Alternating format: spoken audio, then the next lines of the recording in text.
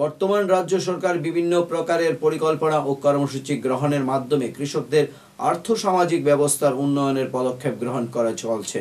কৃষকরা উন্নত হলেই সমাজ উন্নত হতে পারবে।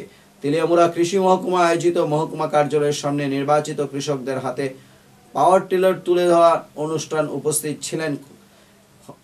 কথাগুলি বলেন রাজ্যের জনজাতি কল্যাণ দপ্তরের মন্ত্রী বিকাশ দেববর্মা। আগামী দিনেও এরকমভাবে বিভিন্ন কর্মসূচি রূপায়ণের মধ্য দিয়ে কৃষক সহ সকলের পাশে থাকে সরকার কাজ করবে, এমনটাই দাবি করলেন রাজ্যের জনজাতি কল্যাণ দপ্তরের মন্ত্রী বিকাশ দেববর্মা। সাংবাদিক বন্ধুকে ধন্যবাদ। আজকে আমরা এসে তেলিয়ামুড়া আমরা এখানে এসেছি কৃষকদেরকে পাওয়ার টিলার বিতরণ 5টা বিতরণ হয়েছে। গতদিনও বঙ্গিয়াকামি 3টা বিতরণ হয়েছে। আমাদের সরকারের উদ্দেশ্য কৃষকদেরকে এই মেশিনারিজ দেওয়ার মাধ্যমে দ্বিগুণ তারা ফসল উঠাতে পারে, তার জন্য আমরা গভর্নমেন্ট সাহায্য করেছি।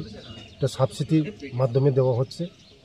যদি কৃষকরা যদি মার্কেটে এটা খরিদ করতে চায়, এটা প্রচুর টাকা লাগে, আমাদের গভর্নমেন্ট এটা সাবসিডির মাধ্যমে আমরা দেওয়া হচ্ছে। আগামী দিনও বিভিন্ন মিশনারি জিনিস আমাদের সরকার দেওয়া হচ্ছে, কারণ কৃষকরা যেমন উপকার পায়, কারণ কৃষকরা উপকার পাইলেই তো আমাদের পাবলিকরা উপকার পাবে।